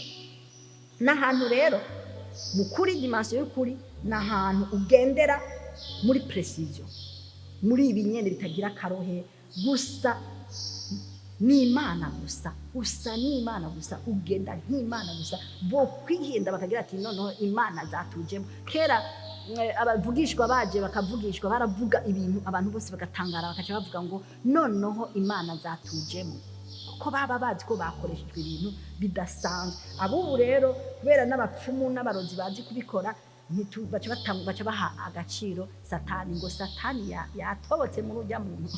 Urumva kera bari bazi ko ari Imana, ariko uno munsi barabibyegurira Satani. Rero dimension y'ukuri n'ahantu hejuru cyane, nukumenya cyane, ni hejuru y'ukwizera kwahabaye tushira kwa kandi kantu kari precision, kaza nka precision, ibintu byose biri muri perfection, ibintu byose bimeze neza, ibintu byose bitonze neza, nta karohe. Iri jambo niryo ribizanye neza, nta mugayo, nta karohe, nta gasembwa, byose biratonze ku murongo, byose biri muri precision. Imana ishimwe cyane. Rero iyo tugeze ngaho rero tuja tugera ahantu umuntu arazi ko yizera ijambo ry'Imana rivuga, kandi urazi kuri muri karandiriye y'Imana icyo Imana yategetse ngo tubigenderemo. Uca uhagarara ahantu rero imbere yo kuvuga ubanza kwiyumvira ngene ubivuga. Mvuga byo mu mwanya wo, mu kibanza cyo, n'abantu. Mvuga byo igihe cyagenwe, ahantu ho, ahantu ho, sinihenda, si bidambidambi, si ibintu bitagira mvura, nta mugayo, nta karohe, nta sinihenda, ni mu mwanya wo, mu kibanza cyo, n'ibintu byo gusa, n'ahantu ho gusa, n'abantu bo gusa, n'ibintu byo gusa. Uhura n'abantu bo, urashobora kuva mu rugo uri kuragenda muri iyi dimension, urashobora kuba uvuye mu rugo ugashika ahantu bariko baravuga ibintu ibyo nukumva urabifitiye amakuru, kandi wobaha amakuru bakaca bumva baguwe neza, kandi byose mugabo hakaca habaha uwo mwanya wo bivuga. Hari abantu boca bahawe, hari abantu boca bahawe, hari ikintu cyo cyononeka. Wewe wari ufise amakuru aho hantu nyene, nabo bantu bo kuyahabwa nabo nyene, nibyo byo kuvuga byari ibyo, mugabo hariho presence y'abandi uwo bivuga boca bahawe. Muri iki gihe rero ngaha muheza ngo bikore, ucubireka, ucuraba abo bantu byaruza kubasanga na hehe uza kubasanga, kugira ubahe izo information ziri précis, kandi ugatena konte yuko babandi wabona bari muri danje badaheza ngo babe muri danje. N'ahantu rero tuba wabyizeye yuko Imana ishobora kugukoresha ukaca ukora ibintu. Hariho n'ahandi naho wari wumva woryama, igihe cyo kuryama vraiment nakoze toute la journée, nashitse muhira nakoze beshejwe n'ibindi harageze ko njyama mugabo mu mpemu yawe ukumva wovyuka gusenga kumva wovyuka gusenga kuko muri uwo mwanya nye muri iyo saha nye hari umuntu ariko arapfa hari umuntu akeneye ayo masengesho yawe ntawuzi mugabo uburyo bw'imwemwe irakuyobora kavuga ati senga gutya sengera abari mu bitaro sengera amasida yose mwibarabara genda haguruka uzunguruka ijya rompwa ugende ntuzi ikikujanye ariko ugiye gustopa agisida yawe mbihari ca muri uru mwango ca ngaha hantu vaho hantu ukumva wobwira umuntu uti aho hantu muhahaguruka ubunyene agisida yagira ihabere canke grenade bagire bayihatera ugasanga urakijije umuntu urabwiye umuntu uri hehe have ubunyene muri iyi segonde nyene ndakubwiye ngo have ahavuye akaza abona grenade iratera canke imodoka iragonze canke umusozi urasenyuye canke inzu irasenyuye nuvuga ngo ni muri precision ahantu wewe mwemu yawe ikabutirira wari kuburyamye ariko urakijije abantu wari kubusinziriye kandi gusinzira nta kosa na rimwe muraraba iyo turiko turanigana ushaka kuvyuka gusenga ukumva hari ikigukwegera hasi ibature n'ingoga kuko satani hari ibintu igomba ikore ishaka kudasengera kuko ni wasenga ukarekura mwemu yawe niyo yiyorianta mu masengesho siwe wiyorianta iyo nyene irakubwira ati sengera iki ukumva wosengera naka ukumva wosengera uriya ukumva wonamuhamagara uti haguruka usenge canke gira gutya canke ubigenze gutya ukumva wo mubwira ibintu n'ahantu mu buryo bw'inkemu bugeze muri precision ahantu ibintu byose biri exact rero aho hantu n'ahantu tutegerezwa kwitondera cyane kandi tukazohagera umuntu wese ndahamusariye kuhagera ndahamusariye kuhashika hararyoshe cyane ni dimension iryoshe rwose ni ukuvuga ngo ukora byo ujaho mu gihe cyo uratabara abantu mu mwanya wo aha rero aha turongorwa na mpemu w'Imana n'ahantu urongorwa si ibintu wiyumvira ngo ndamubwire nakagire gutya oya n'ahantu Imana yonyene ikurongorera ibi ntibishoboka mu gihe ukiri umwana mu Gakiza n'ahantu nyahandi bavuga ngo uri inkundwa ngo ntiwahora uri inkundwakazi ucuba inkundwakazi nuvuga ngo wari mu bana mugabo uravamo urasokoka muri abo bana bakiri bato ukaja mu bana bakuze n'ahantu rero icyo gikorwa kidakorwa n'abana bato n'igikorwa gikorwa n'abana bakuze mu buryo bw'impemu nitwagenewe gutatona nitwagenewe kugenda duhishagirika nitwagenewe ibintu biri presi twagenewe ibintu byo tuba tugeze ahantu ibintu byose bitomoka ni mu mpemu rero mu mpemu yacu turi ahantu ibintu byose bitomoka tuba tugeze ahantu ibi byose tuvuga ngo wari karavuga ngo wokwibaza ngo ibintu byawe arabizi n'ahantu ushitse imbere yanjye ntanguye gusenga ntanguye gukominika n'Imana kuko ni connection na mpemu w'Imana rero acamurika mpemu zose ziri imbere yanjye n'ahantu twicaranye gutya no kubwira histoire yawe yose no kubwira ngene wavutse niyo wavukiye n'ingene mama wawe yakubyaye atigeze nabikubwira cyane yarabikubwira ntakubwira ntibimeze gutya wowe wavutse gutya habaye bimeze si ibintu si ubupfumu cyangwa uburozi ni kirere umuntu ashikamwo ibintu byose bikaca biba nk'ibintu byanditse ku gihome nk'ibintu bishashe umengo ni ibintu uri kurabona umengo ni ibintu wabaye byabaye uri kurabona n'ahantu rero ni dimension iryoshe ku muntu akorana n'Imana kuko aho hantu utarahashika byose ubikora utatona ubikora ugira uti ngerageze iki kikanka ukacuruha ukacubivamo uri muri iyo dimension ukora ibintu biri presi ibintu biri exact ibintu biri correct no kuvuga ngo ni ibintu bitonze ku murongo nta ngorane nta effort ushiramo nta ijambo rivuze riri exact nubeshe no kubwira ngo witwa gutya kandi ari rya mbere ndakubona witwa cyane ushobora kuba ari bagenzi banje bari bamubwiye ngene nitwa sibyo ni mpemu nyeretse ukora ibi ntari kubwira ntacyo ndakubwira ni mbere hajya ahantu hari ingorane genda ubwire gutya nuvuga n'ahantu ibintu byose biboneka biri ku mugaragaro rero ijambo ribaryo uvuze ku mwanya uri exact ahantu hari presi abantu bari n'ahantu rero tugera ibintu byose bikajya ku mugaragaro. Ndashaka rero ko abantu b'Imana tubyiga tukabigenderamo tukabitambukiramo tukaca tuba ab'Imana ishaka ko tuba bo. Reka dusome tubandanye dusome kuko ndashaka ko aka kantu kuko karakomeye. Ndashaka ko umuntu wese agashika ko aho bataza barakubwira baguhangika kuko ngomba mvuga akantu gato. Ibi bintu by'amashengero y'abakizwa abantu benshi hariho abagendayo atari kubera babikunze, ari kubera bumvise ko hariho abavugishwa. Kugira bazomvugishwe ko menye ngene ngwana urugamba bye, menye nanje ngene ndabataka, abahora banyataka nanje ndabamenye ngene ndabataka. Rero iyo tukiri abana mu mpemu ngomba ndabivuge ko kuko byabira nta numwe birashikira iyo ariko araza mu bintu by'Imana uri kurakura. Imana iraguhishurira nk'akantu ka mwene wanyu canke ka umwana wawe canke k'umuntu wawe hafi. Ikintu ca mbere ucugira wumva wo kwirukanga kumubwira, kandi ukacumubwira avec izo précisions zose Imana yaguhaye. Ariko uwo muntu ubibwiye ntaragera kuri urwo rugero, urishe baranduye rumwicaye. Imana yokubwira ko uri umusazi.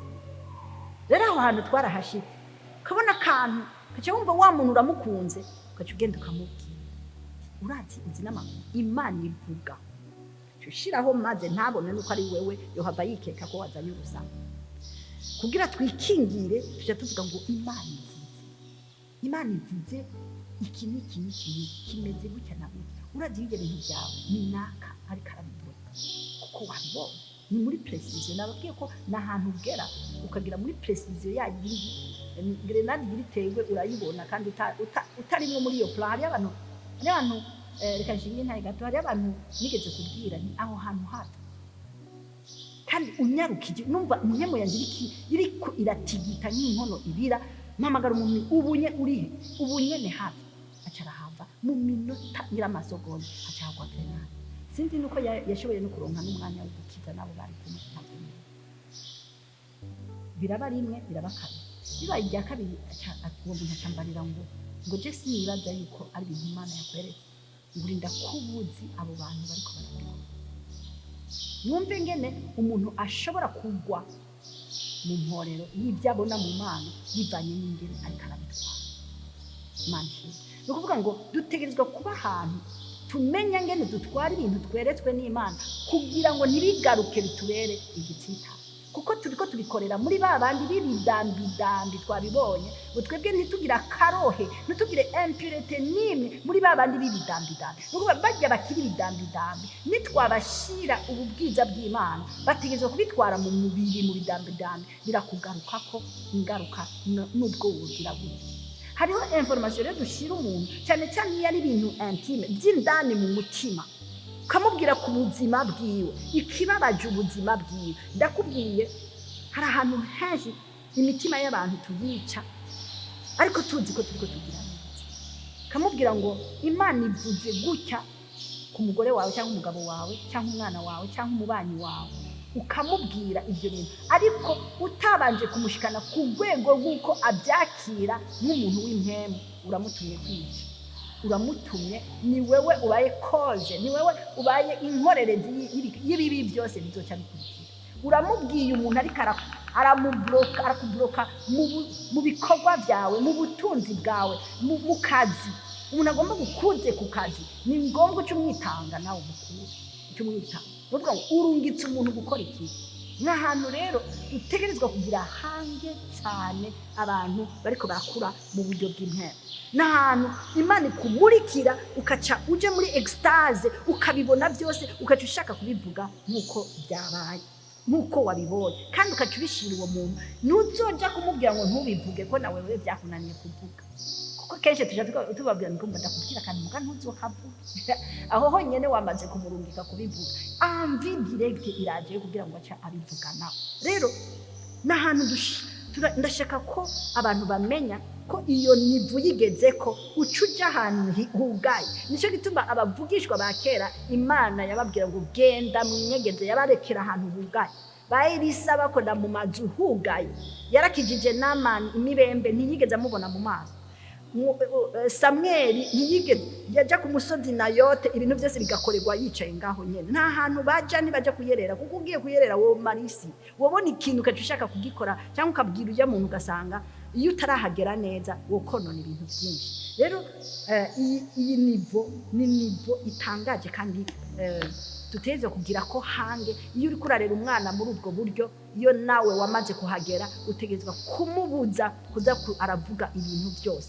Uramubwira abisengera bitegeke biraba naho aba yabitegetse atarinze kuza kubikubwira, kuko ni la puissance, ni rya jambo ryo mu bushobozi, la puissance de la parole.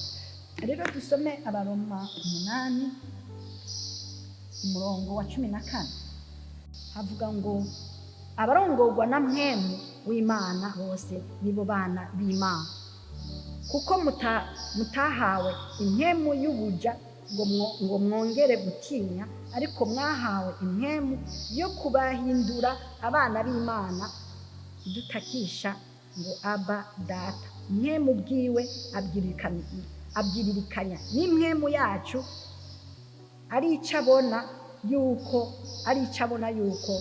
turi abana b'Imana. Rero impwemu yawe ibifatanye na mpwemu y'Imana, si ibintu by'ubusazi twigira, ariko ni twemeza ko turi abana b'Imana. Ngo mpwemu bwiwe abyiririkanya n'impwemu yacu, ari icabona. Nuvuga icabonye aca gikominika wewe, icabonye arakigukominika nawe ukaca ukibona.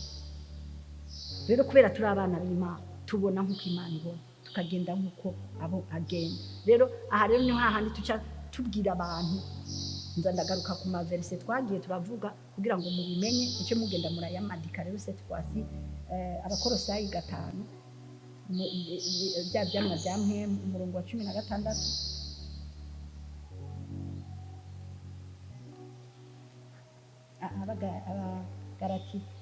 Galatiya 5 umurongo wa 16 havuga ngo 16 na 17 ngo ndavuga ntimugendeshwe namwe, ndavuga ngo mugendeshwe, ndavuga ntimugendeshwe namwe, niho mutazoshitsa iby'akameremere kanyu kifuza.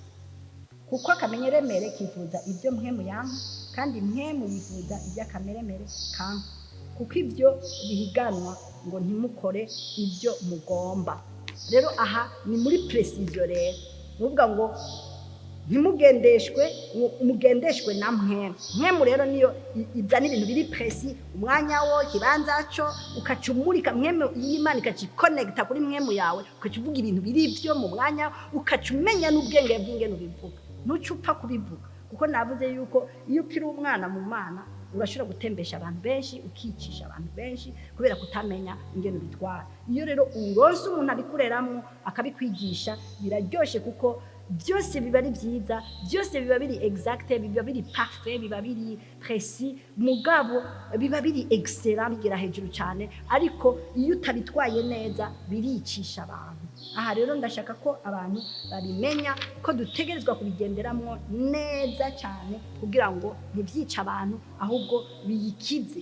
Aho rero uca uguma muri control, uri controla bien, uri controla n'abari ruhande yawe babizi, baragufasha gukontrola. Uca ukontrola ibyo uvuga, uca ukontrola iyo uja, uca ukontrola abo mugendana, uca ukontrola ibyo wumviriza, uca ukontrola imvugo yawe, ingendo yawe, inyamba, ikintu cyose uragikontrola. Nta kintu na kimwe uca ugendera muri controle yindi imwe igera hejuru, kuko uhushije gatoyi urononye, kuko ni mpwemu iri kirabigira, si wewe. Wewe rero utegerezwa kwiyigisha kuguma muri control. Rero reka mpereze kuri iri jambo Abikorinto ba mbere 2 umurongo w'7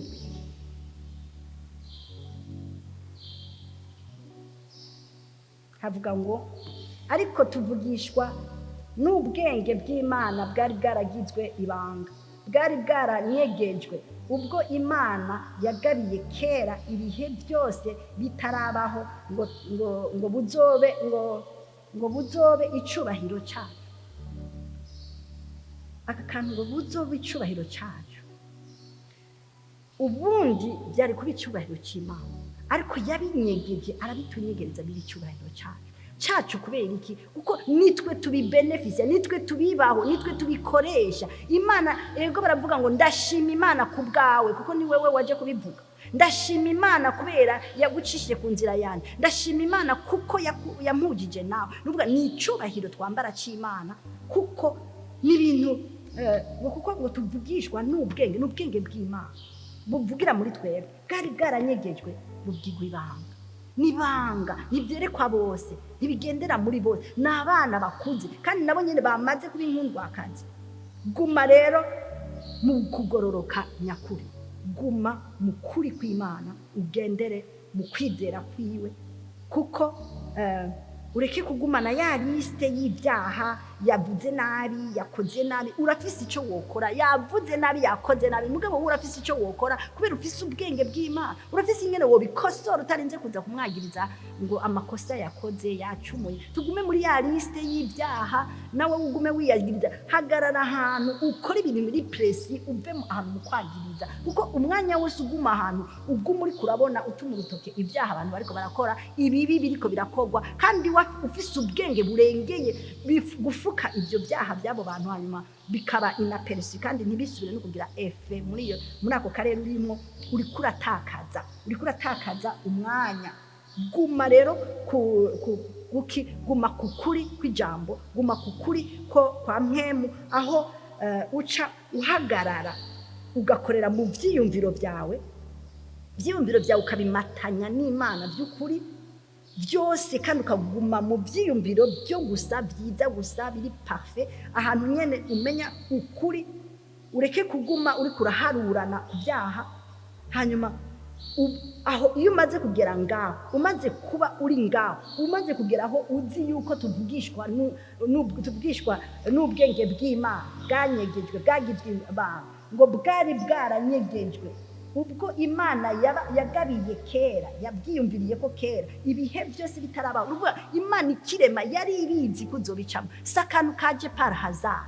Ariko ibyo byose rero umaze kugera ahantu utagikontorora ibicumuro, utagikontorora biriya byose, kuko uzi uri muri perfection. We ntukiraba bwabo nibwo hase ivyo bovuga ntacyo bimaze, ivyo bokora ntacyo bimaze, ivyo bokuvuga ko uzi ko atari ukuri. Gendera mu kuri, uvyizere yuko Imana yaguhaye ubwo bushobozi. Haba hasigaye urugero rumwe kuko ubidirija n'urukundo. Haba hageze yuko biba dirije paramu, nuvuga ngo urukundo rw'Imana. Bya bindi byose urazi, urizera, ugeze mu kuri, mugabo hageze ahantu rero nako ndavuga rero aha hariho ahantu tuca tugera dukontorora ibyiyumviro, dukontorora ibintu byose dukora. Tugera ahantu tugira contrôle, kandi contrôle iri très minutieux, contrôle imwe iri très poussée, ahantu ukontrôle ibyo uvuga, aho uja, ingene ubigendamwo, kuko ibintu byose bigera ahantu biba précis. Tuca tuguma ahantu mu byiyumviro byacu, tugumana ibyiyumviro byo gusa, tutapfa ingene tuvuze, tutapfa aho tugiye, tutapfa ingene tubigenzemo, dukora ibintu ku buryo biba précis gusa. Aha rero tuca tuguma mu kugororoka, aho tudaharura ibyaha, aho tutaguma turaba ngo nakayakoze ibi, nakayakoze biriya, ibi ni ibyaha. Tuguma ahantu turi hejuru y'ibyo, aho ibintu byose bija aho tubikontroza rero urukundo. Twari twavuze verse ivuga ngo ariko n'into ba mbere 2:7 ngo ariko tuvugishwa n'ubwenge bw'Imana bwari bwaragizwe ibanga, bwari bwaranyegejwe, ubwo Imana yagabiye kera ibihe byose bitarabaho, ko buzoba icubahiro cyacu. N'ibintu rero Imana yadushiriyeho kugira bibe icubahiro cyacu, ko n'ubumana dukorera muri twebwe, Imana igashimwa muri twebwe.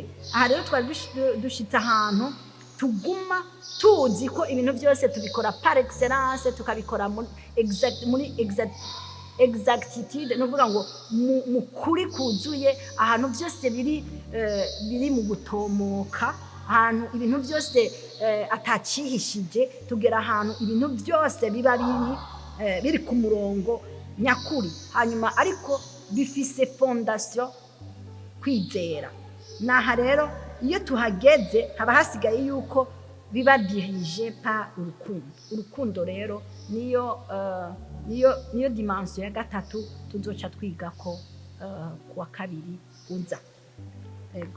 Reka rero dusenge dushima Imana kuri iri jambo duhejeje kwiga ko uburyo bw'impemu bufise amanivo, bufise ingero, amanivo. Izo nivo rero ni zitatu. Tumaze kwiga kwizera n'ukuri, dusigaje rero kwiga urukundo. Ibyo bintu tumaze kubimenya, niho rero tuca tuba abantu b'impemu buzuye, baca bakora iby'Imana ishaka gusa, tudasubira kugenda dutembagurika, dutatona, twiyumvira ngo duciye hariya canke tuvuze biriya canke batuvugishijwe ko bijya. Tuba tuzi ko n'ahantu dukonekta, mpemu yacu igakonekta n'Imana, bikaca bigenda neza. Mwarahezagiwe cyane. Reka rero dusenge Imana.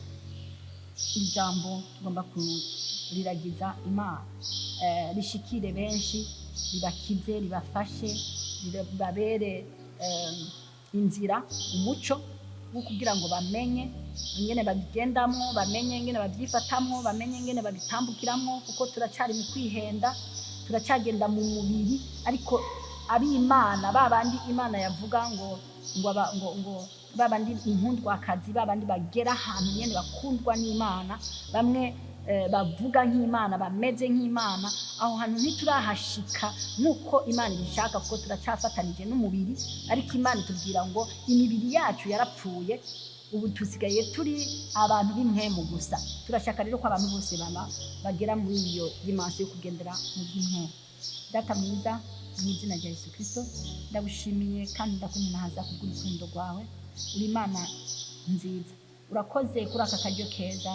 Twize ijambo, twize nivo yindi yongeye kukwizera, nivo y'ukuri, aho tumenya ibintu byo mu mwanya wo, tukagenda mu kuri, tukagenda mu bintu bitomoye, mu bintu bitomotse, kuko uri Imana yaduhaye umuco, ngo watanguye kurema umuco kandi utandukanya n'umwiza.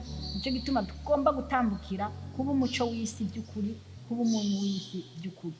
Ndagushima rero kubwira ijambo abo riza gushikira, rigira ikimazi, ribakorere, ribahindure, ribahe inguvu zo kubandanya gukora no gushika kuco ushaka ko dushikako. Ndabisenze mu izina rya Yesu Kristo, amen.